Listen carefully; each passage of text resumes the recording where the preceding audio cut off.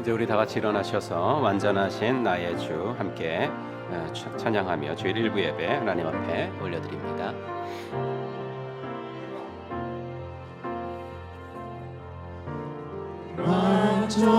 완전하신 나의 주 그의 길로 나 인도하소서.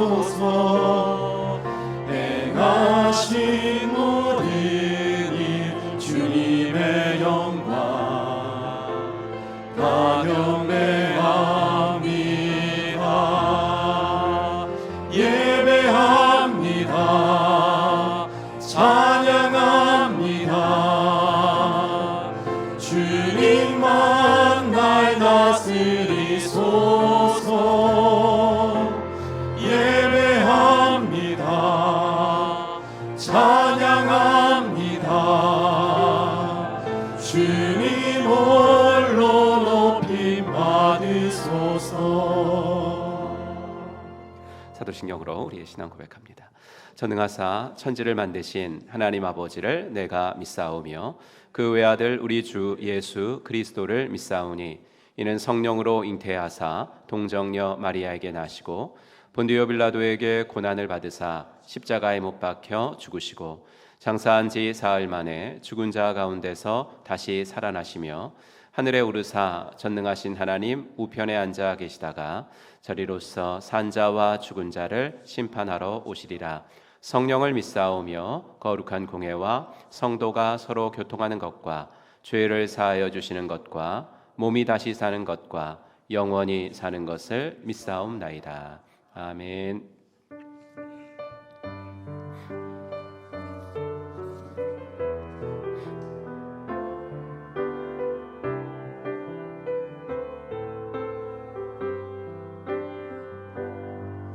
내 눈 주의 영광을 보네. 우리 가운데 계신 주님 그 빛난 영광 온 하늘 덮고 그 찬송 온 땅 가득해. 주의 영광을 보내. 찬송 가운데 서신 주님 주님의 얼굴을 온 세상 향하네. 권능의 발을 드셨네. 주의 영광 이곳에 가득해. 우린 선의 주님과 함께 찬양하며 우린 전진하리. 모든 열방 주 볼 때까지 주의 영광 이곳에 가득해. 우린 선의 주님과 함께 찬양하며 우린 전진하리. 모든 열방 주 볼 때까지. 우리는 세상으로부터 부름받은 하나님의 백성입니다. 또한 세상으로 보냄받은 그리스도의 제자입니다. 하나님을 기쁘게 찬양하는 예배자가 됩시다. 이웃을 열심히 구원하는 복음의 증인이 됩시다. 배움을 통해 그리스도를 본받는 성숙한 성도가 됩시다. 한몸된 교제를 나누는 건강한 지체가 됩시다. 아낌없이 사랑을 실천하는 봉사자가 됩시다. 그리하여 우리 모두 하나님을 영화롭게 하는 성령 충만한 공동체가 됩시다. 아멘. 자리에 앉으시고 싱글 목장, 수마트라 목장 섬기시는 김민주 목자님 나오셔서 기도 인도해 주시겠습니다.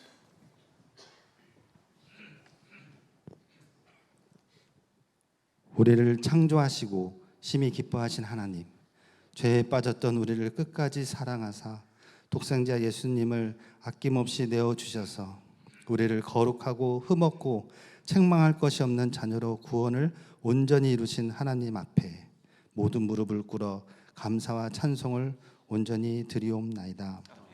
이 시간 하나님만 홀로 영광 받으시옵소서. 하나님, 정한 시간에 정한 장소에서 연합 목장 주일 예배를 온전히 구별하여 드리게 하심을 감사를 드립니다. 예배에 먼저 세상과 뒤섞여 세상 보기 좋은 것에 마음 뺏기고 그리스도의 향기를 바라지 못했던 저희들입니다. 악은 어떠한 모양이라도 버리라는 말씀에 자유하지 못한 저희들을 불쌍히 여기시고 십자가의 보혈로 자기 사랑을 확증하신 예수님 발 앞에 엎드려 회개하오니 용서하여 주시옵소서. 또 간구하기를 하나님께서 말씀으로 세우신 진리를 왜곡하고 거스르며 자기만을 사랑하는 이 시대를 통과하는 저희들을 긍휼히 여기시고 은총을 내려주셔서 믿음을 견고히 하여 하나님의 선하시고 기뻐하시고 온전하신 뜻을 이루는 그리스도인 되게 하여 주시옵소서. 그리고 정체를 겪고 있는 한국교회를 불쌍히 여겨주시고 이 나라 이 민족에서 하나님의 얼굴을 돌리지 말아 주시옵소서. 한국교회가 열방 땅끝까지 복음의 사명을 다하여 주님 다시 오실 길을 예비하는 한국교회 되게 하여 주시옵소서. 이에 우리 행복한 교회는 목장마다 선교지를 향한 기도와 후원을 하며 우간다 목장을 돕기 위하여 목장 돼지 캠페인을 시작하였고 필리핀 단봉선도 준비하고 있사오니 기쁨과 은혜로 끝까지 잘 감당할 수 있도록 성령 하나님 도와주시옵소서. 하나님, 우리 행복한 교회를 사용하사 하나님 나라를 위한 기도가 더욱 불붙게 하시고 삶의 모든 문제가 해결되고 하늘의 뜻이 우리 가운데 이루어지는 엄청난 은혜가 넘치길 간절히 기도합니다. 그러나 삶의 고난과 병마와 문제가 눈앞에 닥치면 불안함에 사로잡혀 얼찌할 바를 모르고 낙심하고 애통해하는 연약한 저희들입니다. 이런 저희들의 손을 잡아주시고 영안을 열어주셔서 문제를 넘어선 불말과 불병거를 예비하신 하나님을 바라보게 하시어 아무것도 염려하지 말고 기도와 간구로 평안과 감사함으로 하나님께 아뢰는 우리가 되게 하여 주시옵소서. 오늘 드리는 예배가 기계적으로 드리지 않게 하시고 우리 마음을 새롭게 하사 찬양의 기쁨이 넘치고 담임 목사님을 통하여 전하시는 한 말씀 한 말씀을 생명으로 삼아서 주만 바라보는 귀한 설교 시간이 될 수 있도록 성령 하나님 우리를 도와주시옵소서. 하나님께서 기름 부어 세우신 담임 목사님을 악한 영으로부터 보호하시고 많은 영혼들을 맡기셨사오니 권세와 능력을 엘리사의 기름 부으신 같이 부어 주시옵소서. 특별히 건강을 온전히 회복시켜 주시어 계속해서 거침없이 복음을 증거하는 담임 목사님 되게 하여 주시옵소서. 모든 성도가 순종과 섬김과 봉사로 하나됨을 지켜 이웃을 내 몸과 같이 사랑하는 가정교회로 말미암아 모든 영광을 하나님께 올려드리는 우리 모두 우리 행복한 교회 되게 하여 주시옵소서. 오늘 전심으로 드리는 예배 드리는 10년 가운데 은혜를 물붓듯이 부어줄 줄 믿사오며 그 존귀하신 예수 그리스도 이름으로 기도 올리옵나이다. 아멘.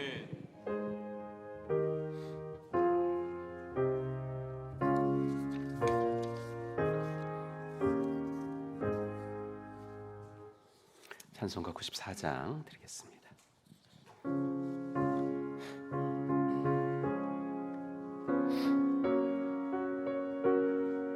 주 예수보다 더 귀한 것은 없습니다. 믿음으로 고백합니다. 주 예수보다 더 귀한 것은 없네. 이 세상 무기와 바꿀 수 없네. 영축은 내 대신 돌아가신 그 놀라운 사랑 잊지 못해. 세상 즐거움 다 버리고 세상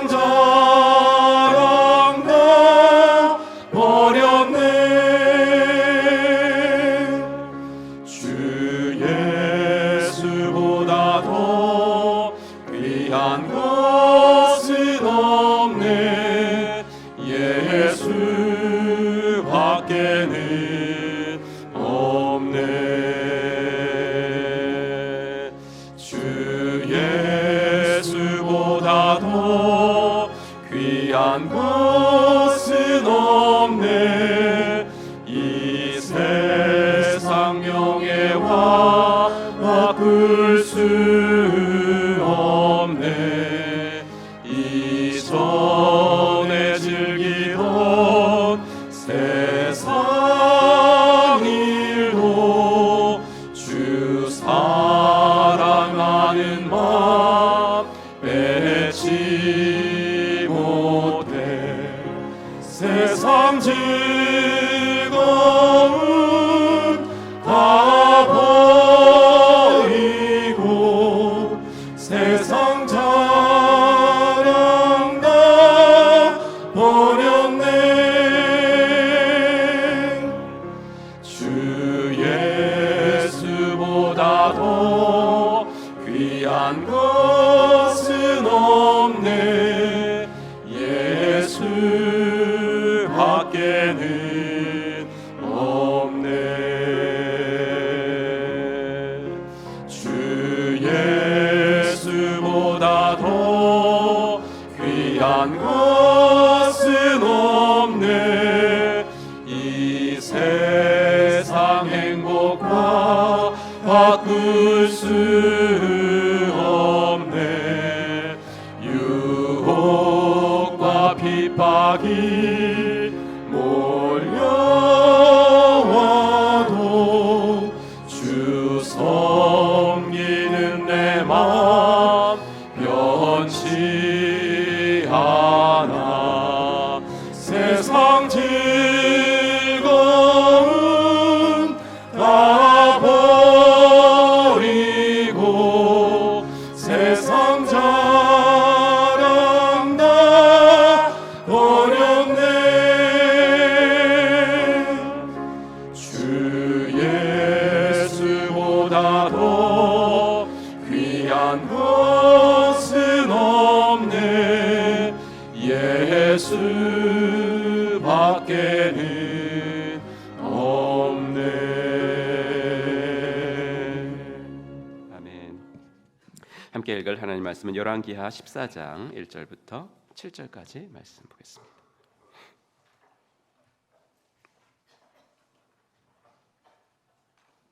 열왕기하서 14장 1절부터 7절.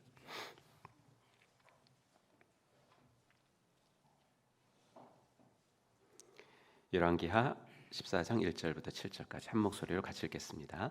이스라엘의 왕 여호아스의 아들 요아스 제2년에 유다의 왕 요아스의 아들 아마샤가 왕이 되니 그가 왕이 된 때에 나이 25세라. 예루살렘에서 29년간 다스리니라. 그의 어머니의 이름은 여호와따니요 예루살렘 사람이더라. 아마샤가 여호와 보시기에 정직히 행하였으나 그의 조상 다윗과는 같지 아니하였으며 그의 아버지 요아스가 행한 대로 다 행하였어도 오직 산당들을 제거하지 아니하였으므로 백성이 여전히 산당에서 제사를 드리며 분향하였더라.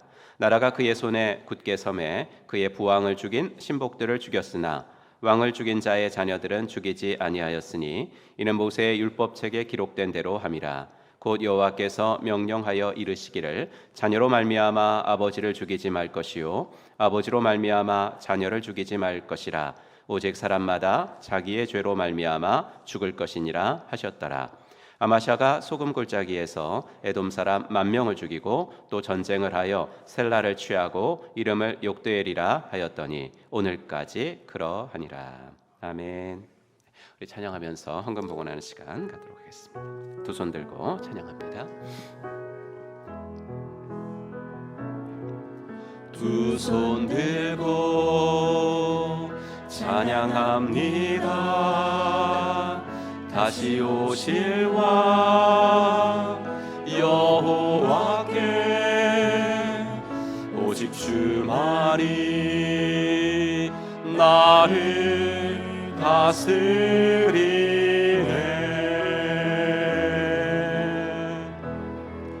나 주님만을 섬기리. 헛된 마음 버리고 성령이여 내 영혼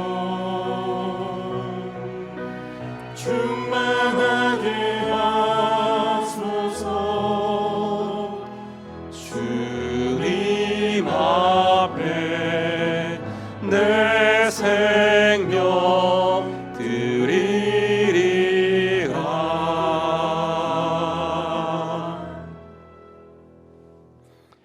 하나님, 오늘도 10월 첫 주 귀한 예배를 드릴 수 있도록 저희들을 이 자리에 불러주셔서 감사합니다. 이 날은 어떻게 해서든지 예배 드려야 되는 날임을 알고 우리들의 모든 우선순위를 여기에 두게 하시니 감사합니다. 하나님, 몸 많아서 앉아있는 아까운 시간들이 되지 않게 하시고 오직 주님을 만나고 주님의 음성을 듣고 또 내일부터 시작될 세상의 날에 필요한 용기와 하늘의 위로를 공급받을 수 있는 복된 시간 되어지게 하여 주시옵소서. 생각나는 죄가 있다면 아버지 구체적으로 회개하게 하셔서 한 번이라도 같은 죄를 덜 지을 수 있도록 인도하여 주시옵시고, 아버지 하나님, 주님만을 향하여 눈을 들어 하나님이 보게 하시는 것들을 보며 살아갈 수 있도록 인도하여 주시옵소서. 아버지 하나님, 우리 목자님 기도하신 것처럼 우리들의 상황과 환경에 함몰되지 않도록 도와주시고, 아버지 우리의 눈을 열어 미리 불말과 불병거를 보내시는 하나님을 바라보며 승리할 수 있도록 인도하여 주시옵소서.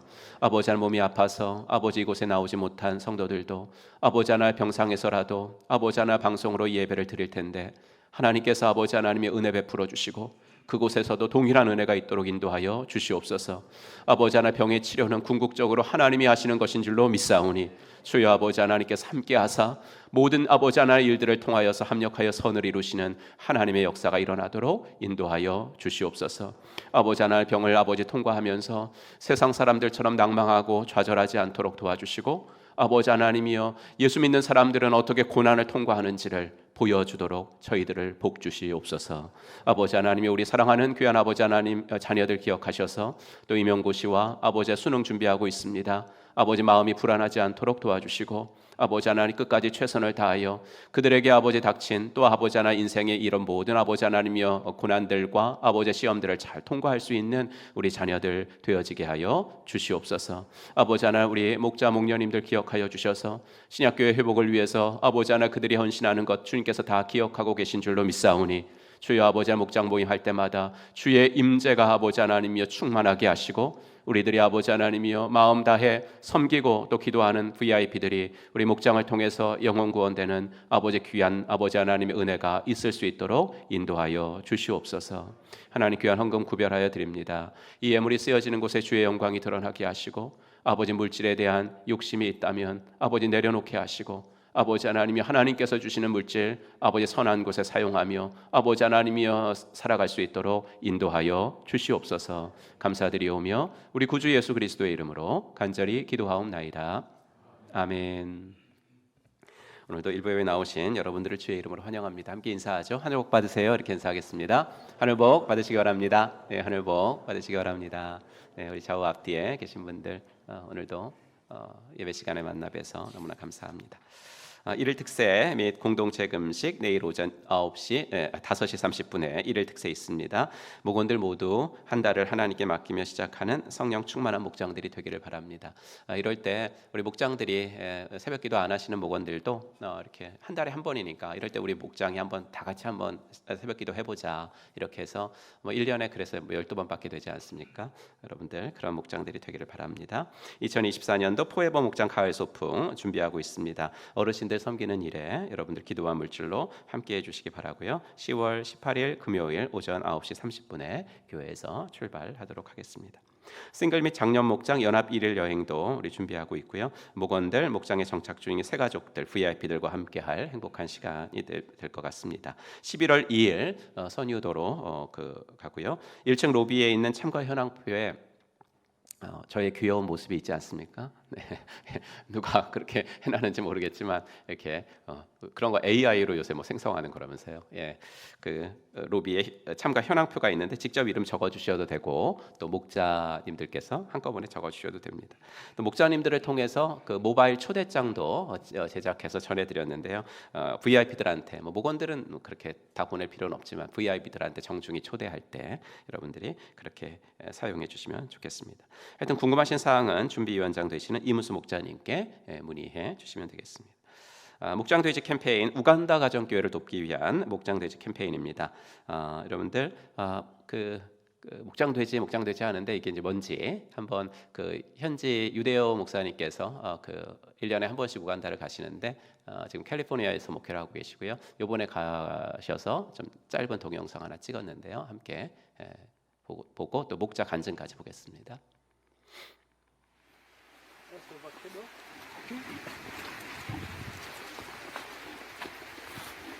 So when we sit as a house church, we contribute some money. We buy pigs. 오. So after buying pigs, when it grows up, we sell and we help the needy 오. in our Mongjang. 목장. Yes. So this is pigs for Mongjangs. 어. We have two farms. This is one, and then we have another one down there. 오, that's another farm. Another farm. So people buy. Just right there. 어. You had nice this one. 어. Yeah.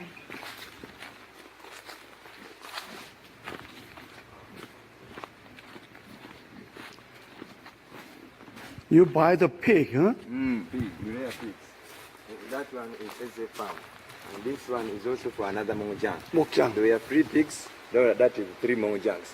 오, 3 pig, 3 목장. Every Mongjang buys a pig and rear. Ah. When it grows up, they sell and then they help Share. the needy.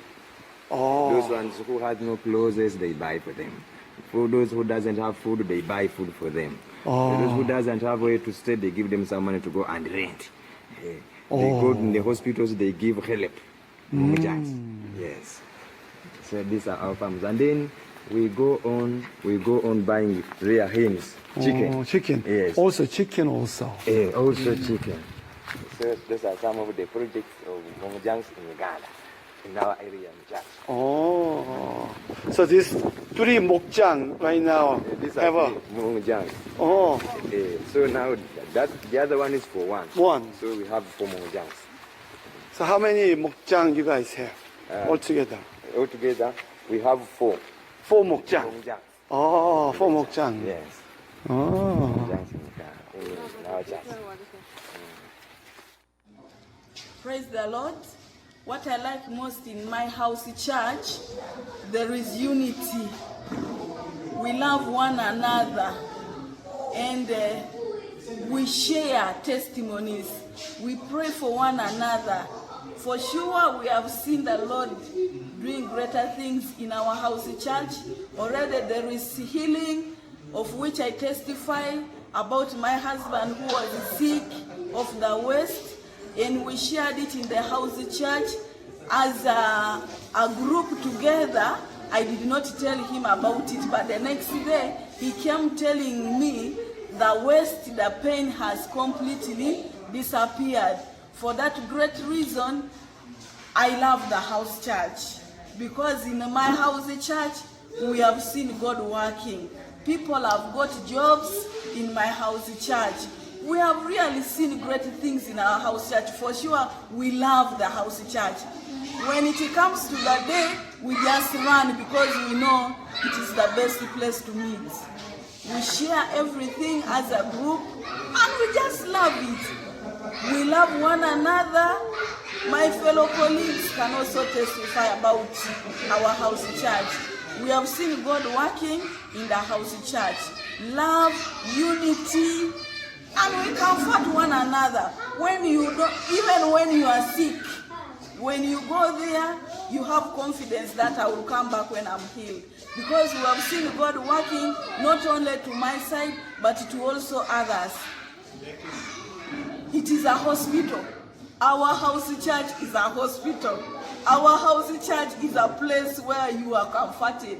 We really appreciate the team which gave us the idea of a house church. We love you so much. May the Lord bless you for all that you have done for us. Thank you so much. We appreciate. One heart. 감사합니다. 우리 교회에서 선교를 많이 하고 있지만은 가정 교회를 직접적으로 돕고 있는 국내 선교지는 이제 그 제주도에 있는 꿈꾸는 교회 거기 하나 하고요. 그 다음에 이제 해외에서는 지금 이렇게 우간다 목장하고 캄팔라 목장 이게 세 군데가 이제 가정 교회를 하는 그러한 공동체를 돕고 또 도울 예정으로 이렇게 있습니다. 여러분께서 목장돼지 캠페인에 참여를 원하시는 목장은 목장 선교원금 봉투에다가 목장 이름 그 다음에 목장돼지 캠페인 이렇게만 쓰셔가지고 가지고 드리시면 미화 60불이 이제 뭐 한국 돈으로 한 8만 원 정도 되니까 그렇게 해 가지고 하시면 이제 그 한 교회에 한 목장에 그 돼지 한 마리씩 이렇게 전달되게 될 것입니다. 참여를 원하시는 목장은 하시면 됩니다. 수시 수능 준비하는 자녀들을 위해서 기도해 주시기를 부탁드리고요. 새가족반은 10월 새가족반은 주일날 하도록 하겠습니다. 6일 오늘도 있고요. 6일, 13일, 20일 주일 오후 1시 30분에 그 교육관 행복2실에서 하도록 하겠습니다. 가정교회 평신도 세미나 안내 보시고 또 신약교회 정신 공유하는 일에 많은 동참을 바랍니다. 이제 남은 일정이 이제 11월 하고 12월 몇 개 정도 얼마 남지 않았는데 여러분들 또 올해가 가기 전에 또 많이 동참해 주시기 바랍니다. 서부지철 연합예배 작년에 이어서 서부지철 내 미자립교회 지원을 위한 연합예배가 11월 3일 주일 오후 7시 30분에 저희 교회에서 있습니다. 교우 소식 김진희 성도님 성서윤희원 목장 선택하셨습니다. 우리 박희랑 목사님께서는 금주 휴가 가지시겠습니다. 네, 그 선구함송 같이 해볼까요? 선구함송 지난주 겁니다. 시작. 시편 119편 18절 24절 말씀. 내 눈을 열어서 주의 율법에서 놀라운 것을 보게 하소서. 주의 증거들은 나의 즐거움이요 나의 충고자니이다. 아멘. 외우신 분들 한번 외워보겠습니다. 시작. 시편 119편 18절 24절 말씀. 내 눈을 열어서 주의 율법에서 놀라운 것을 보게 하소서. 주의 증거들은 나의 즐거움이요 나의 충고자니이다. 아멘. 한 번 더 우리의 눈을 여는 말씀 같이 읽어보겠습니다. 시작. 시편 141편 8절 말씀. 주 여호와여 내 눈이 주께 향하며 내가 주께 피하오니 내 영혼을 빈궁한 대로 버려두지 마옵소서. 아멘. 우리 찬양하시면서 오늘은 호산나 찬양대에도 속하시고 또 뭐 우리 객원 싱어들도 많이 오신 것 같은데 남성 증창단으로 함께 영광 올려드리겠습니다. 함께 찬양하겠습니다. 하나님의 사랑이 당신의 삶 가운데 가득하기를 축복합니다. 우리 함께 축복해 줍시다. 하나님의 사랑이 당신의 삶 가운데 가득하기를 축복합니다. 하나님의 은혜가 우리 가운데 가득하길 기도합니다.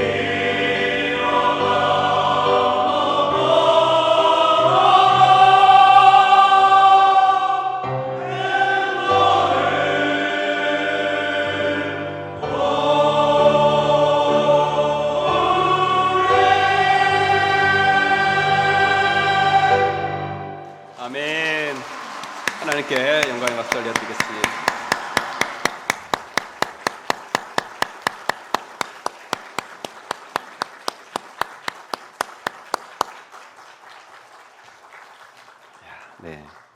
우리 남성 성도님들 여기 한번 조인해 보고 싶지 않으십니까? 예. 그런 마음이 있으시면 제가 정기적으로 좀 하는 것 같긴 한데 그때 한번 미리 알려드리면 연습에 좀 참여하셔서 또 너무 좋은 기회인 것 같습니다. 감사합니다. 오늘은 열왕기하 14장 1절부터 7절까지 말씀 가지고 하나님 말씀 생각하겠습니다. 요새 우리나라 드라마는 한국 사람들뿐만 아니라 세계 사람들도 매니아층이 생길 만큼 그 소재도 다양하고 또 이 K 드라마 참 잘 만듭니다. 그런데 드라마 중에서 사극을 좋아하시는 분들은 사극만큼 재밌는 것이 어딨냐 이렇게 말씀하시는 분들도 있습니다. 인간이 살아가는 모습은 동서고금을 막론하고 다 비슷해서 지나간 역사 속에서 우리는 오늘을 살아가는 지혜를 배울 수 있기 때문에 또 사극을 참 좋아하시는 것 같습니다. 신약의 복음서도 참 은혜롭죠. 또 후반부에 신약의 바울의 편지들도 너무 우리에게 유익하지만 구약의 역사서, 특히 이스라엘의 왕정 시대를 다루고 있는 역대기나 열왕기를 읽고 있노라면 어떤 때는 통쾌하기도 하고 어떤 때는 뭐 좀 화가 나기도 하고 어떤 때는 답답하기도 하고 그러면서 동시에 나도 별반 다를 수가 없구나 라는 마음이 들어서 기도의 무릎을 꿇기도 하는 것 같습니다. 오늘은 유다의 제8대 왕인 아마시아 이야기, 그리고 그 아마시아와 같은 시대에 북이스라엘을 다스리고 있었던 왕 요아스 이야기를 함께 살피면서 그 두 왕이 우리에게 주는 교훈을 묵상해 보겠습니다. 교회를 좀 다니신 분들은 아시는 내용이지만 그래도 성경이 아직은 생소하신 분들을 위해서 저는 구약 역사서를 설교할 때 항상 이것부터 말씀을 드리는데요. 성경에 나오는 이스라엘이란 나라는 첫째 왕이 사울이죠. 두 번째 왕이 여러분 잘 아시는 다윗, 그리고 3대 왕이 솔로몬인데 솔로몬이 죽은 다음에 우리나라처럼 이 나라가 두 나라 남과 북으로 나뉘어졌죠. 그래서 북쪽은 그냥 이스라엘이라고 불렀고 남쪽은 유다라고 불렀다. 그래서 남쪽의 첫째 왕은 이제 르호보암이고 북쪽의 첫째 왕은 여로보암.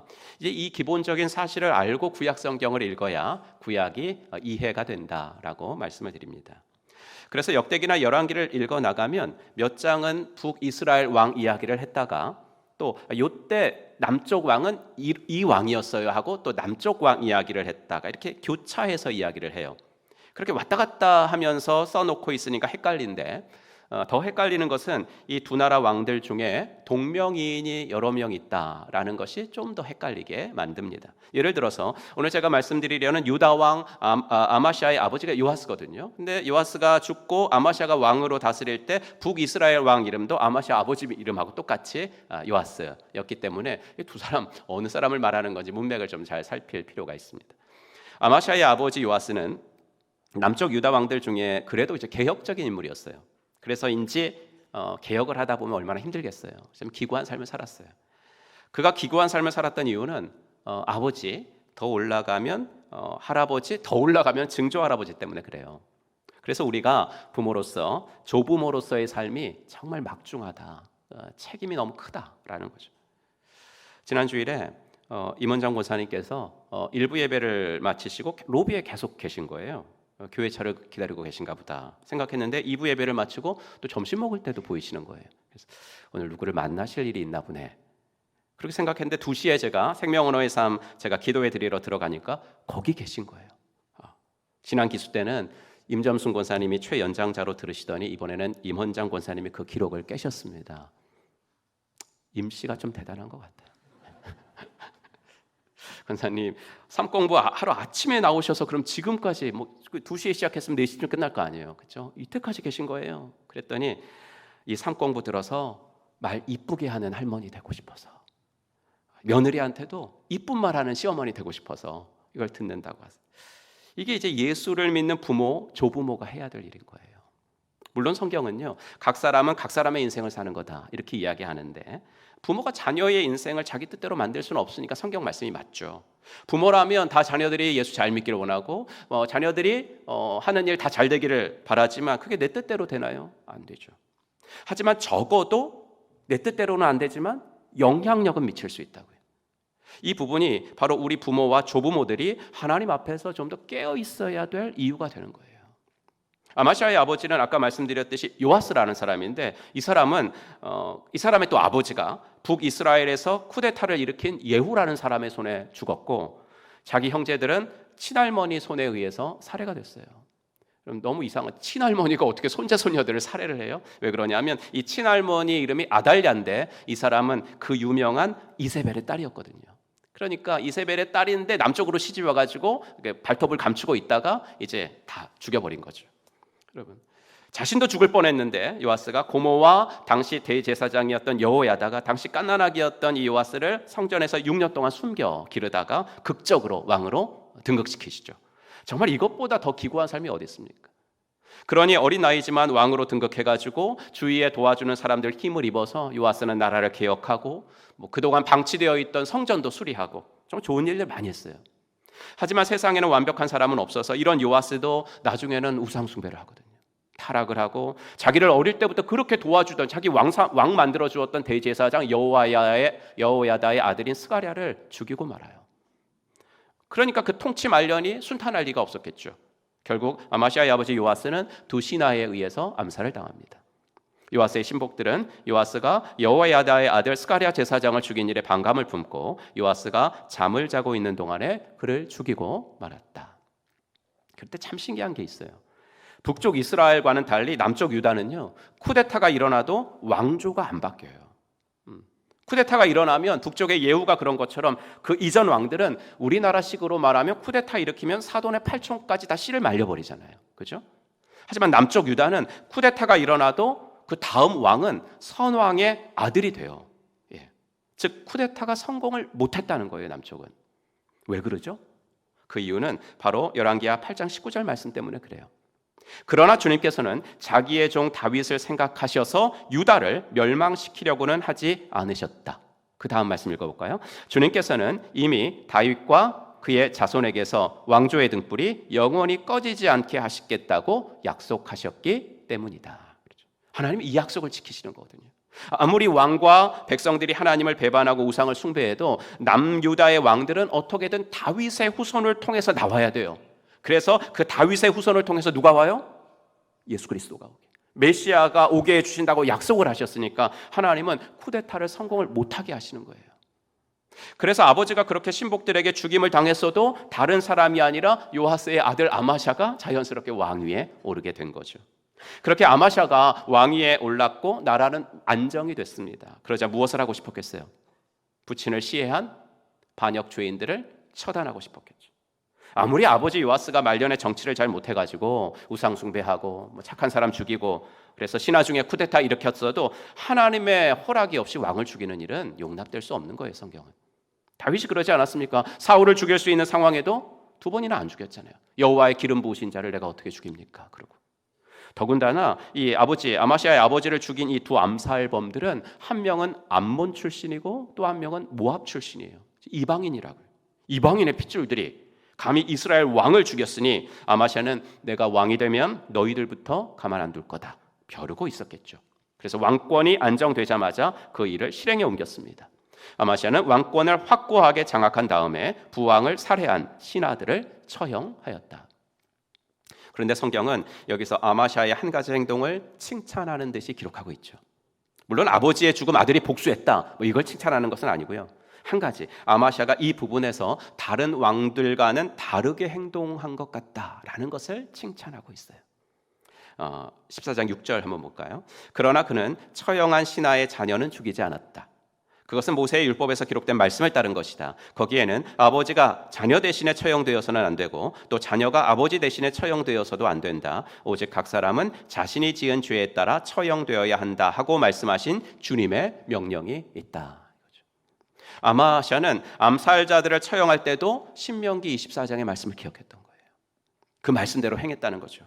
각 사람은 각 사람의 죄로만 죽어야 된다라는 것이 하나님이 세우신 원칙이에요. 일전에 여러분들과 민수기 묵상할 때 말씀드리지 않았습니까? 모세에게 반기를 들었던 고라의 경우 땅이 갈라져가지고 막 죽은 사람 있잖아요. 그때 아들들 죽었나요? 안 죽었어요. 아들들은 살았거든요. 살아서 오히려 성전에서 하나님 섬기는 일, 특별히 하나님을 찬양하는 일들을 고라 자손들이 맡은 거예요. 그래서 시편을 읽다 보면 표제어에 고라 자손의 시, 고라자손의 시, 이런 거 되게 많잖아요. 이것이 하나님이 세우신 원칙이거든요. 각 사람은 각 사람의 죄에 따라만 죽어야 된다. 하지만 여러분, 아마시아 한 인간으로서, 아버지가 그렇게 죽은 한 아들로서 마음 같아서는 어떻게 하고 싶었겠어요? 그 죄인들 죽이는 건 당연하고 그 가족들, 그 친척들까지 다 처형하고 싶지 않았겠습니까? 그래도 내 화가 다 안 풀려, 그러지 않았겠습니까? 그리고 그래야 혹시라도 나중에 있을지도 모를 반역의 위험을, 그 불씨를 제거하는 거 아니겠습니까? 그리고 그렇게 해도 주위에서 아마시아를 뭐라고 그럴 사람이 어디 있었겠습니까? 그는 한 나라의 왕이고 왕권도 굳게 서 있었습니다. 하지만 아마시아는 그렇게 하지 않았다는 거예요. 그 순간에도 하나님의 말씀을 기억했어요. 그 순간에도 하나님을 의식했죠. 하나님이 세우신 그 원칙을 그대로 실행했습니다. 물론 아마사 역시 14장에 기록되어 있는 대로 오점도 많이 남겼습니다. 뒤에 말씀드릴 거예요. 하지만 적어도 아마시아 이 점 있죠. 이 점은 성경도 좋게 기록함으로써 우리에게 한 가지 교훈을 주고 있다는 거예요. 무슨 교훈이에요? 멈출 줄 아는 사람이 되어라, 이거예요. 멈출 줄 아는 사람이 되어라. 여러분, 하고 싶고 또 할 수 있어요. 능력도 되고 여건도 돼요, 내가. 그런데 멈추는 거 결코 쉽지 않아요. 내 감정이 원하는데 단 하나, 하나님이 금하신 일이기 때문에 멈추는 거, 그거 정말 생각만큼 쉽지 않거든요. 잘 멈춰야 삽니다. 영국 유학생활을 시작하면서 제 생애 첫 자동차를 샀었습니다. 빨간색 토요타, 위에 문도 열리는 그런 차였습니다. 다만 그 차의 나이가 18년이 되었다는 게 문제였습니다. 18년이 된 폐차 직전의 차를 아주 싼 값에 살 수 있었습니다. 그래도 2년 동안 정말 잘 사용하고 20년째 제가 폐차를 하고 왔습니다.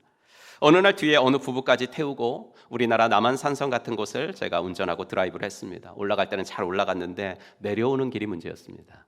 내려오는 길이 상당히 길었는데 운전한 것이 영국에서 처음인 초보 운전자였거든요. 여기서 국제면허증 발급 받아가지고 이제 거기서 했거든요. 그 내리막길을 계속 제가 브레이크를 밟으며 내려온 겁니다. 그 폐차 직전의 차를, 소위 말하는 그 엔진 브레이크, 저단 기어 사용하는 방법을 몰랐던 거죠. 어느 순간 브레이크가 솜을 밟는 것 같은 거예요. 사이드를 올려도 듣지를 않아요.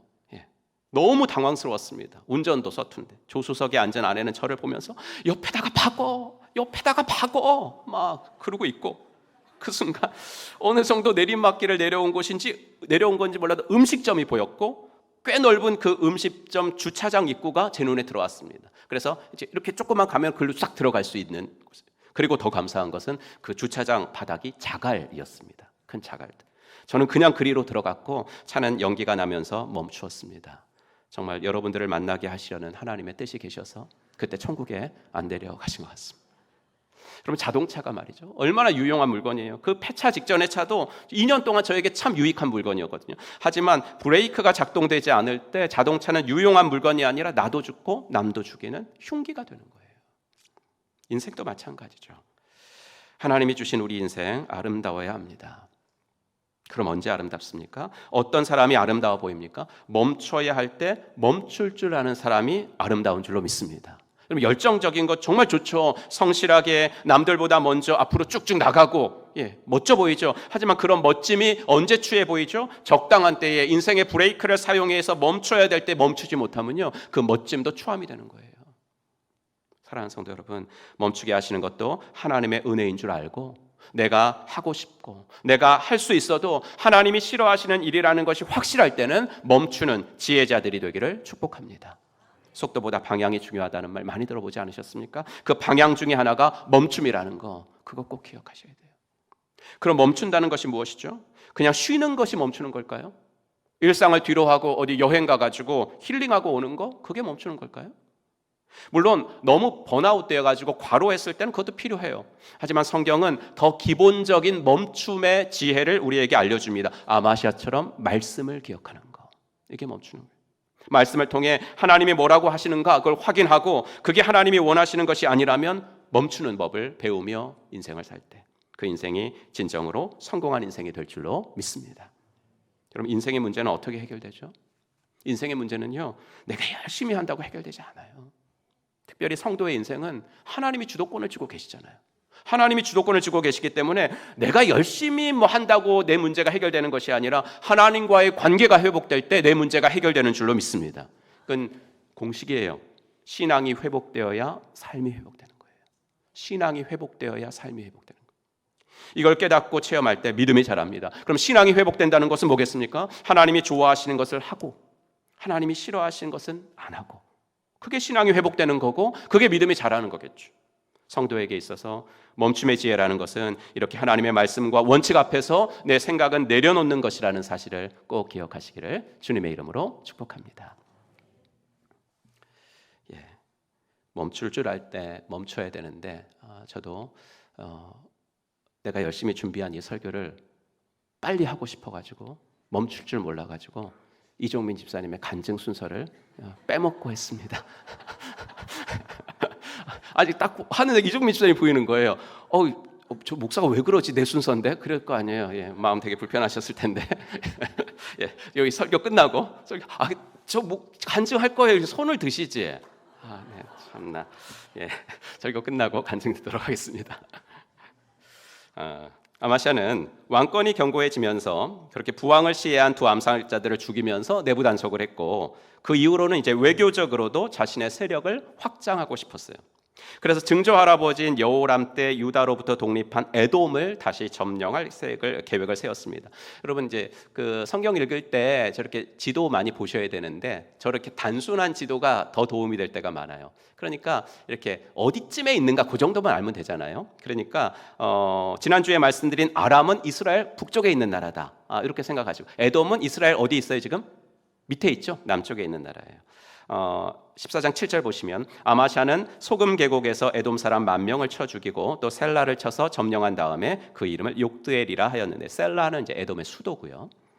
그런데 이 전쟁을 하려고 했을 때 아마샤가 군사 30만 명을 소집했어요. 이제 유다하고 베냐민 두 지파에서.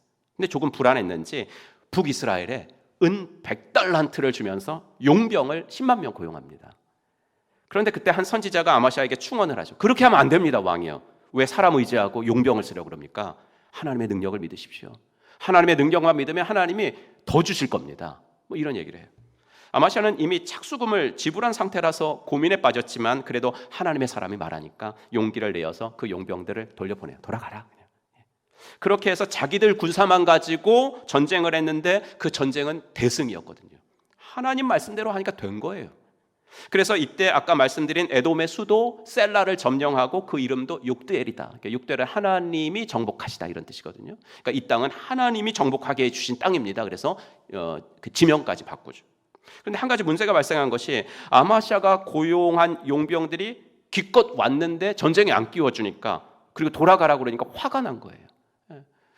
전쟁에 나가야 전리품도 챙기고 그럴 건데 그냥 집에 가라 그러니까 화가 나가지고 아마시아 군대가 에돔과 전쟁하러 나라를 비우는 사이에 이 북이스라엘 용병들이 유다 사람들 3,000명을 죽입니다.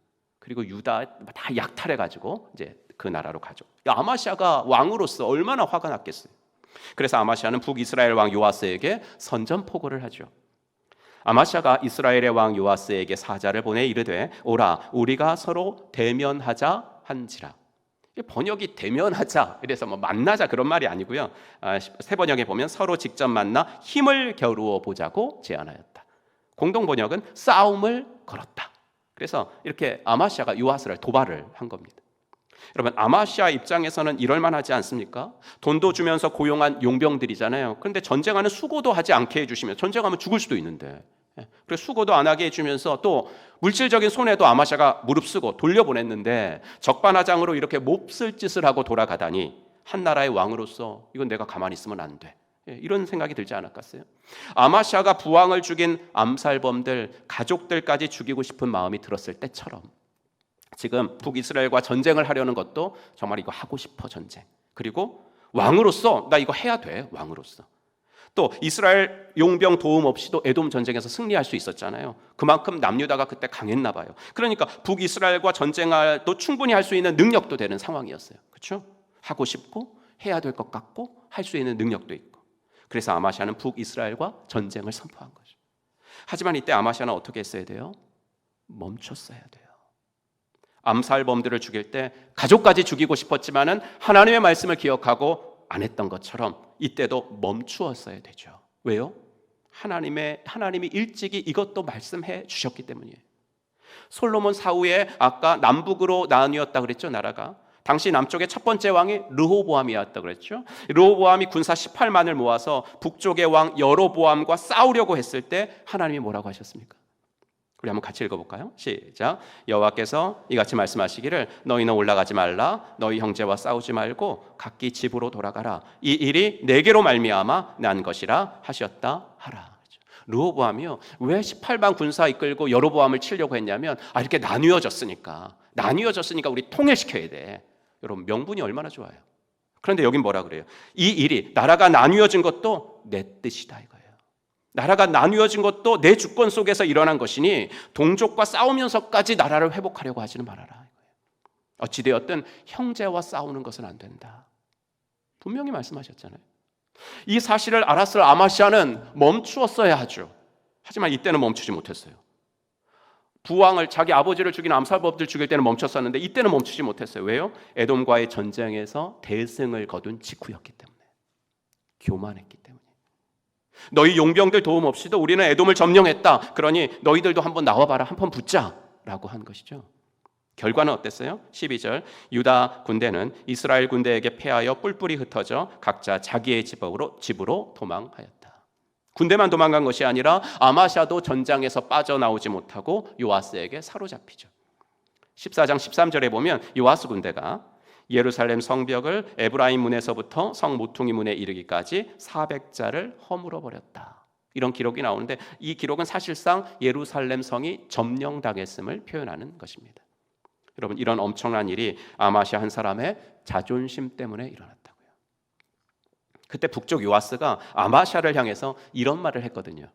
이스라엘의 왕 요아스가 유다의 왕 아마시아에게 사람을 보내 이르되 레바논 가시나무가 레바논 백향목에게 전가를 보내어 이르기를 네 딸을 내 아들에게 주어 아내로 삼게 하라 하였더니 레바논 들짐승이 지나가다가 그 가시나무를 짓밟았느니라. 이게 사사기의 요담, 그렇죠? 아비멜렉 나오고 그 우화처럼 고급진 비유를 한 거예요. 난 백향목이고 아마시아 넌 가시나무야. 너하고 나는 이렇게 급이 달라. 그런데 네가 나를 도발을 해? 이렇게 무시당하는 말을 들었으니까 아마시아가 더 멈추지 못한 거예요. 여러분, 자존심 상한다고 내려버린 아마시아의 무분별한 결정 때문에 예루살렘 성이 파괴되는 일까지 일어났다고요. 그러므로 멈춘다는 것은 뭘까? 절제하는 거예요. 절제하는 거. 절제는 성령의 열매 중에도 하나잖아요. 성령의 열매. 이것도 VIP들은 생소한 단어인데 쉽게 말하면 그리스도인들이 신앙생활을 이제 점점 해나가면서 우리들의 인격에 맺어야 될 성품들. 이게 성령의 열매. 이 성령의 열매 중에 하나가 절제라고요. 그러니까 화를 다스리는 거예요. 분노를 다스리는. 내 자존심 상한다고 내 감정에 시키는 대로 다 해버리려고 하는 것을 좀 다스리는 거. 이게 바로 멈춤의 두 번째 지혜인 줄로 믿습니다. 여러분, 진정한 행복은 절제에서 나오는 것 같아요. 주어진 것에 만족하는 거, 절제죠. 주신 것을 즐길 줄 아는 거, 주신 거, 그걸 즐길 줄 아는 거, 절제죠. 나는 항상 잘 돼야 돼. 나는 항상 잘 돼야 된다는 생각을 내려놓는 거, 그게 절제죠. 그게 곧 멈춤의 지혜예요. 현대사회는 늘 새로운 것을 추구합니다. 새로운 것을 추구하는 것이 나쁜 건 아닌데, 하지만 너무 새로운 것만 추구하면 지금 주신 것을 누리지 못합니다. 여러분, 우리가 가정에서, 직장에서, 교회에서도 마찬가지고 지인들과의 관계 속에서, 그러니까 인간이 만나는 곳에서는 항상 내 자존심이 상하는 일이 일어나게 돼 있어요. 그럴 때 멈추시기를 바랍니다. 누가 내 자존심 건드리는 거 못 참아 하고서 그 순간 내 감정이 시키는 대로 하지 마십시오. 그러면 아마시아처럼 나도 다치고 남도 다치게 해요. 특별히 내가 크고 작은 공동체의 리더라면 더욱 그러합니다. 회사의 사장 혹은 회사의 팀장, 그리고 목장의 목자 목녀가 그렇습니다. 여러분, 한 사람의 결정이 공동체에 미치는 영향은 지대합니다. 아마시아 보세요. 그의 결정 때문에 예루살렘 성이 점령되지 않습니까? 바라기는 자존심이 상했을 때라도 절제하며 바른 판단을 내리는 멈춤의 지혜자들이 되기를 주의 이름으로 축복합니다. 지금도 중동에서는 전쟁이 일어나고 있고 러시아와 우크라이나 전쟁도 계속되고 있죠. 예나 지금이나 전쟁은 하나님께 속한 겁니다. 전쟁은 하나님께 속한 거예요. 역사를 그분이 주관하고 계시기 때문입니다. 아마시아가 에돔을 이긴 것도, 그리고 요아스가 아마시아를 이긴 것도 다 하나님의 주권에 속한 것입니다. 요아스가 아마시아를 이긴 것이 북이스라엘이 더 세서가 아니고 하나님이 에돔을 이기고 교만해진 아마시아를 요아스를 들어서 경고하신 겁니다. 즉 요아스는 하나님이 쓰신 도구에 불과했던 거죠. 그렇다면 요아스는 그걸 알고 자기 분수를 알고 멈추었어야 돼요. 아마시아 딱 사로잡았으면 그래 한번 혼내줬으니까 여기서 멈췄어야죠. 하지만 요아스는 또 멈추지 못합니다. 예루살렘 성벽 허문 것도 모자라서 감히 성전에까지 손을 댑니다. 14절 또 그는 또 주님의 성전과 왕궁의 보물창고에 있는 금과 은과 모든 그릇을 약탈하고 사람까지 볼모로 잡아서 사마리아로 돌아갔다. 그래서 여기에 해당되는 그 우리말 속담인가요? 그게 뭐예요? 물 들어올 때 노져라 이런 말이죠. 아마 요아스는 예루살렘까지 점령한 마당에 그냥 돌아가기 너무 아까웠던 거죠. 그래서 금은보화들, 성전에 있는 금은보화들까지 그게 너무 두고 가기가 아까워가지고 그 욕심 때문에 하나님의 성전을 유린하고 있어요. 하지 않아야 될 일을 하고 있다. 탐욕을 내려놓는 것, 그게 멈춤의 세 번째 지혜입니다. 톨스토이의 단편 중에 사람에겐 얼마만큼의 땅이 필요한가 라는 책이 있죠. 인간의 욕망에 관한 우화입니다. 가난한 농부 파홈은 원하는 만큼 땅을 가질 수만 있다면 난 악마라도 무섭지 않아 라고 큰소리치죠. 대화를 듣고 있던 악마가 파홈에게 땅을 줘가지고 그를 유혹하리라고 마음 먹습니다. 얼마 후 파홈은 열심히 모은 돈으로 원하던 땅을 사죠. 하지만 작은 땅에 만족하지 못하고 고향을 떠나 더 큰 땅을 갖게 됩니다. 그러던 중 이웃 바시키르란 마을에서 굉장히 넓은 땅을 살 수 있다는 소문을 듣습니다. 더 많은 땅을 차지하고 싶었던 파홈은 바시키르로 가서 그곳 사람들과 계약을 합니다.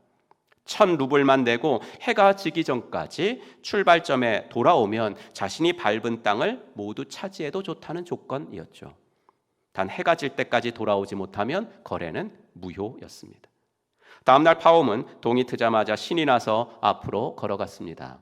점심이 지나 돌아올 지점을 통과했지만 멈출 수가 없었어요. 왜요? 앞으로 나아갈수록 그의 눈앞엔 더 비옥한 땅이 펼쳐져 있었기 때문입니다. 그가 정신을 차렸을 땐 어느새 해가 뉘엿뉘엿 지고 있었습니다. 당황한 파홈은 죽으림을 다해 출발점으로 달려갔습니다. 해가 지기 직전 가쁜 숨을 몰아쉬며 가까스로 원래 지점에 도착했지만 해가 서산으로 넘어갈 때 그는 가슴을 치고 피를 토한 채 그 자리에 죽고 말았습니다. 바시키르 사람들은 땅을 파서 파홈을 묻어주었습니다. 그가 가질 수 있었던 땅은 그가 묻힌 2제곱미터 넓이의 무덤뿐이었습니다. 파홈은 눈앞에 펼쳐진 더 풍요로운 유혹을 이기지 못하고 무리하게 달린 탓에 죽음을 자초하고 말았다. 족함을 알고 멈추었으면 좋았을 텐데 더 많은 땅을 차지하려는 욕심이 그를 파멸로 이끌어버렸다라는 이야기입니다. 여러분, 이 이야기가 말하려고 하는 요점은 너무나 분명하지 않습니까? 인간을 멈추지 못하게 해서 불행으로 끌고 가는 것, 아니 더 나아가 죽음으로 몰고 가는 것은 욕심이다 라는 거죠. 이건 톨스토이가 말하기 전에 이미 성경이 말하고 있는 거 아닙니까? 인간 세상에 죄가 들어온 거 첫사람의 욕심 때문이잖아요. 하나님이 금하신 것을 갖고 싶은 욕심 때문에 죄가 이 세상에 들어왔잖아요. 그런데 그 욕심이 어디서 오냐? 시선에서 옵니다. 선악과 사건을 보면 이런 말씀이 있어요. 창세기 3장 6절 여자가 그 나무를 쳐다보니 과연 먹음직하고 보기에 탐스러울 뿐더러. 시선과 욕심이 연결되어 있죠. 무엇을 바라보며 사는가에 우리의 인생이 달려있다는 거예요. 지난주에 말씀드린 말씀과 이어지는 부분입니다. 보이는 것만을 보고 산다면 우리는 만족할 수 없어요. 왜요? 나보다 더 많이 가진 사람이 있기 때문에. 더 많이 누리며 사는 사람들을 보면서 사람이 갖는 마음은 당연히 부러움이고 당연히 욕심이에요. 하지만 우리의 눈을 열어서 보이지 않는 영원한 것을 좀 볼 줄 알고 본질적인 것에 관심을 가지면서 사는 사람들은 욕심이 아니라 자족하는 마음으로 멋진 인생을 살게 되는 줄로 믿습니다. 여러분, 사람의 인생에서요 정말 중요한 건 할 수 없는 게 아니라 할 수 있는 일에서 일어나는 것 같아요. 그러니까 세상은요 할 수 없는 것 같아요, 이 일을.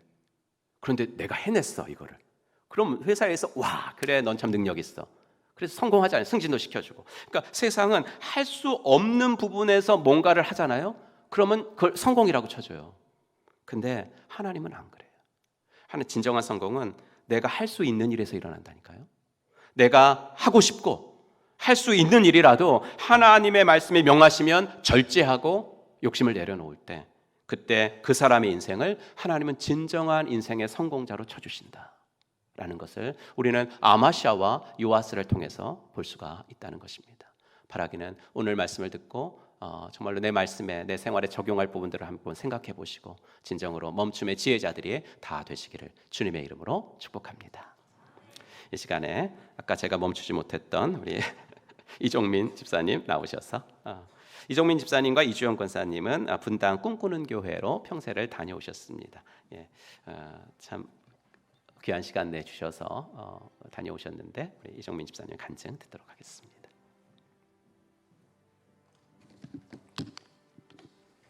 네, 박수로 맞아주시기 바랍니다.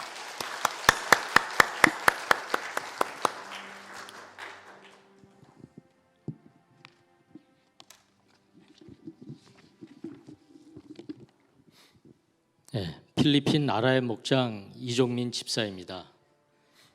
평신도 세미나 기간 동안 저희 부부로 하여금 큰 은혜와 축복을 흠뻑 받고 올 수 있도록 모든 것을 예비하시고 인도해 주신 하나님께 감사드립니다.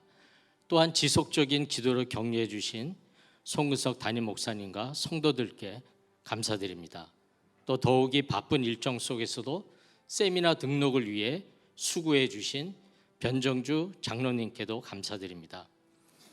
저희 부부는 지난 주간 9월 27일 금요일부터 29일 주일까지 2박 3일의 일정으로 판교에 있는 꿈꾸는 교회를 다녀왔습니다.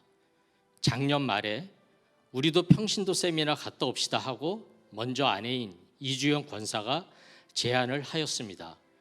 그때는 저희가 하나님의 인도하심으로 행복한 교회로 온 지 1년 정도 되었을 때라 한번 가봐야 되겠지 하면서도 지금은 좀 이른 것 아닌가라며 애둘러 대답하였습니다. 예배 광고 시간마다 계속되는 목사님의 평세 참여 권유와 목자 목녀님의 권유, 또 올 6월 중순에 평세를 다녀온 우리 목장 집사님 부부의 간증 등으로 갈까 말까 고민을 하던 중 하나님이 직접 말씀하시던 옛날과는 달리 지금은 목사님 또는 성도님들의 입을 통해 하나님의 뜻을 전하신다면서요? 라며 아내에게 했던 막내딸의 그 말이 제 마음을 굳히는 계기가 되었습니다. 평세 참여를 결심하면서부터 저 자신과의 두 번째 싸움이 시작되었습니다. 평세 가는 것을 왜 자꾸 미루고 싶어 했는지 진짜 제 속마음을 알고 싶었습니다.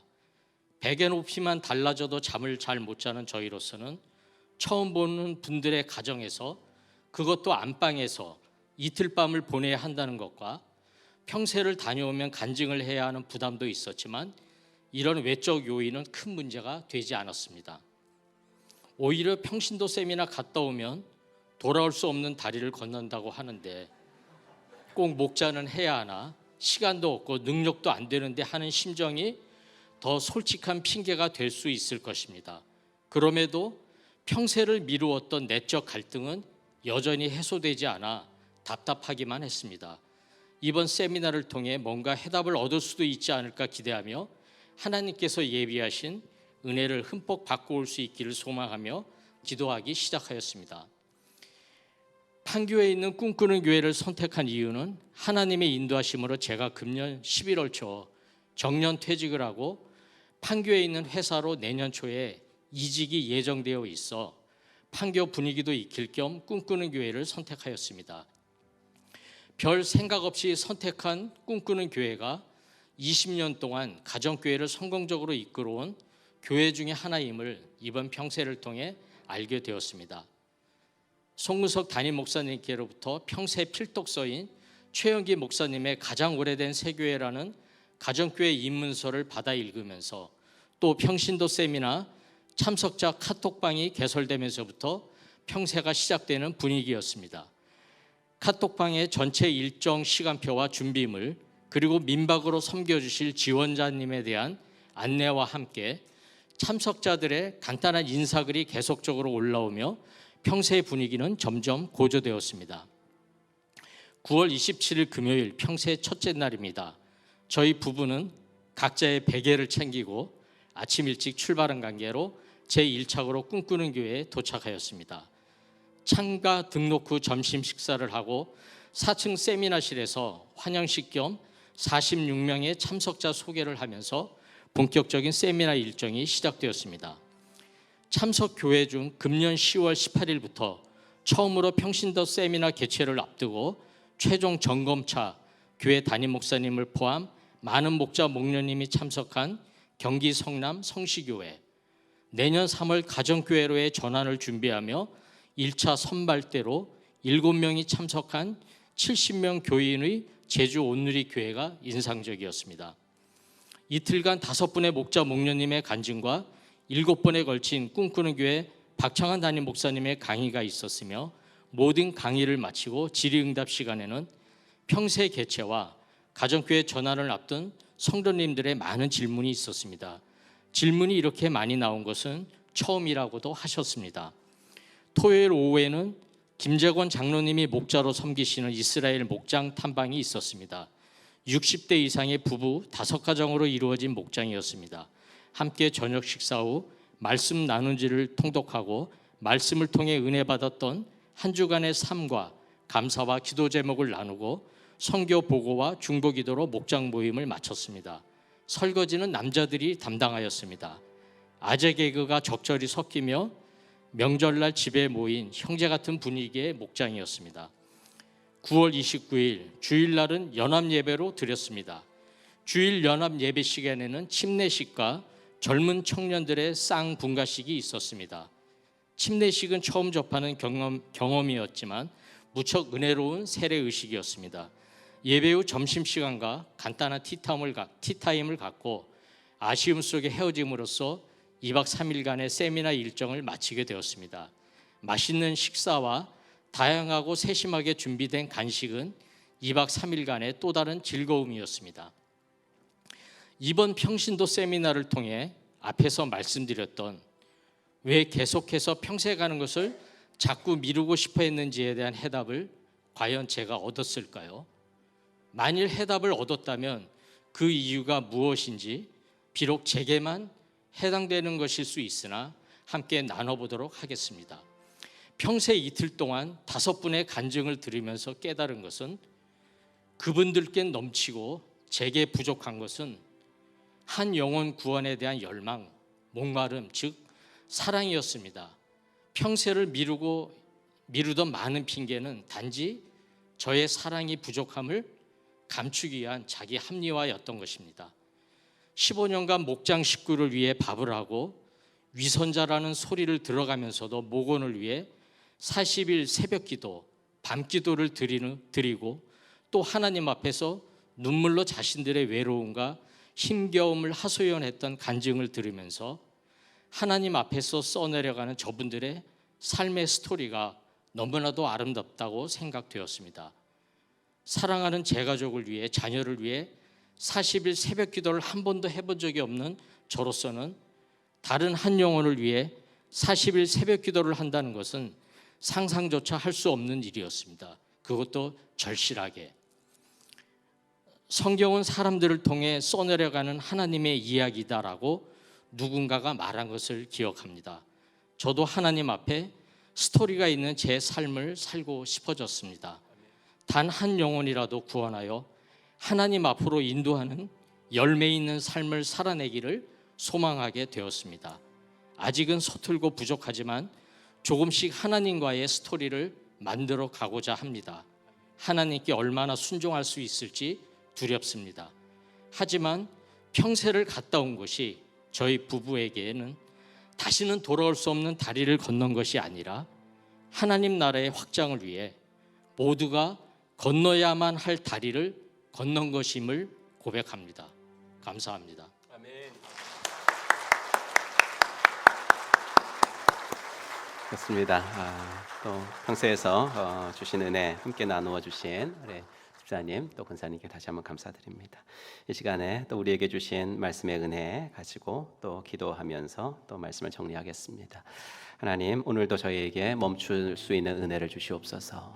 이 기도 할 수 있고 또 하고 싶지만 하나님의 말씀이 그것을 금하시면 하지 않게 해주십시오. 하나님 절제하게 하시고 욕심을 내려놓게 하십시오. 그래서 정말로 주님이 원하시는 멈춤의 지혜자들이 되어지게 하시고, 내가 지금 멈출 것은 무엇인지, 각 사람이 다 다르겠죠. 내가 지금 멈추어야 될 것이 무엇인지 멈추고 나오셨다면 정말 잘하셨습니다. 하나님이 분명히 말씀해 주실 거예요. 너무 잘했다. 너무 잘했다. 네가 걱정하는 거 내가 다 채워줄게. 걱정하지 마. 멈춘다고 해서 더 늦게 가지 않아. 우리 주님께서 말씀해 주실 것 같아요. 이 시간에 내가 멈춰야 될 부분은 이겁니다. 주님 앞에 한번 다시 한번 고백하는 귀한 시간 되시길 바랍니다. 기도합시다. 하나님 아버지, 주님의 은혜 감사합니다. 또 아버지 저희들을 잡아주시고, 아버지 하나님, 나의 아버지 하나님의 연약한 부분들을 고백합니다. 말씀을 읽지 않아서 하나님이 원하시는 것이 무엇인지조차 알지 못한다면 말씀 앞에 내 시간을 드리게 하시고, 아버지 하나님 알고도 내 자존심 때문에 아버지 하나님 멈추지 못한다면 하나님 진실로 아버지 하나님 자존심을 다 버리시면서까지 나를 위해 십자가를 지신 주님을 기억할 수 있도록 도와주시고, 아버지 하나님 욕심 때문에 멈추지 못한다면 하나님 물질에 대한 욕심과 영예에 대한 욕심을 내려놓게 하시고, 하나님 진실로 하나님 한 분만을 바라볼 수 있는 하나님의 사람들이 될 수 있도록 주님 인도하여 주시옵소서. 주님께 하여 주시옵소서. 하나님 아버지, 주님의 은혜와 사랑을 감사합니다. 오늘도 귀한 말씀 앞에 저희들에게 주신 하나님의 말씀들 기억하고 또 일주일을 또 우리의 인생을 살아내기를 소원합니다. 아버지, 말씀이 무엇라고 하시는지 아직 잘 알지 못한다면 말씀을 읽는데 시간을 드릴 수 있도록 인도하여 주시옵시고, 아버지 말씀은 알긴 아는데 내 자존심 때문에 멈추지 못하는 적이 있다면 자존심을 다 버리시고 나를 위해 십자가에 달리신 예수 그리스도를 기억할 수 있도록 인도하여 주시옵시고, 하나님 욕심 때문에 멈추지 못한다면 먼저 그의 나라와 그의 의를 구하면 나의 모든 필요한 것은 하나님이 다 채우신다는 믿음이 나에게 생길 수 있도록 인도하여 주시옵소서. 아버지, 그래서 멈추는 지혜자들 되어서 하나님이 원하시는 아름다운 인생, 멈출 때만이 아름다워지는데 아버지 그런 인생 살아갈 수 있도록 인도하여 주시옵소서. 모든 것 주께 부탁드리며 우리 구주 예수 그리스도의 이름으로 간절히 기도하옵나이다. 아멘. 우리 다 같이 일어나셔서 결단 찬송 드리겠습니다.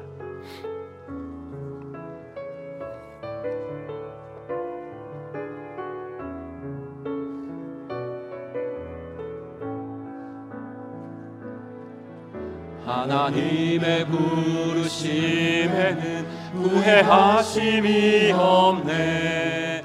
내가 이 자리에 선 것도 주의 부르심이라.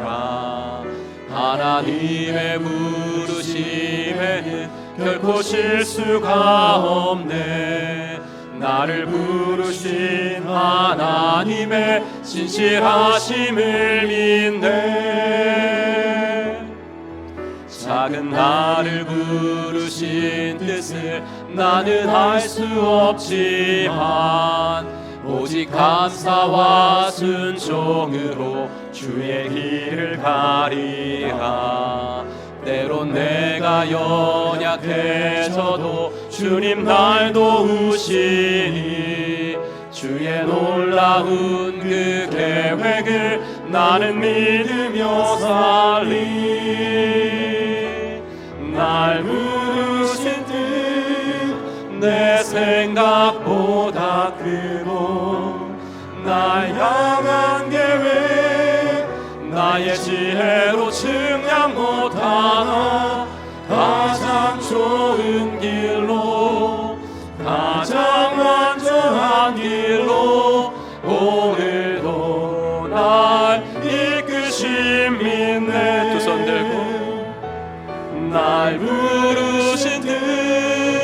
내 생각보다 크고 날 향한 계획 나의 지혜로 측량 못하나 가장 좋은 길로 가장 완전한 길로 오늘도 날 이끄심 믿네. 이제는 허물과 죄로 영 죽었던 우리들을 십자가 구속으로 다시 살려주신 우리 구주 예수 그리스도의 은혜와 아들을 이 땅에 보내주신 하나님의 지극하신 사랑과 성령 하나님의 감화 감동 위로 충만하심이 오늘도 주님의 말씀 따라 절제하고 아버지 욕심을 내려놓으며 멈춤의 지혜자들로 살아가기로 다짐하고 돌아가는 사랑받는 당신의 자녀분들 머리머리 위에 이제로부터 영원토록 함께 있을지어다. 아멘.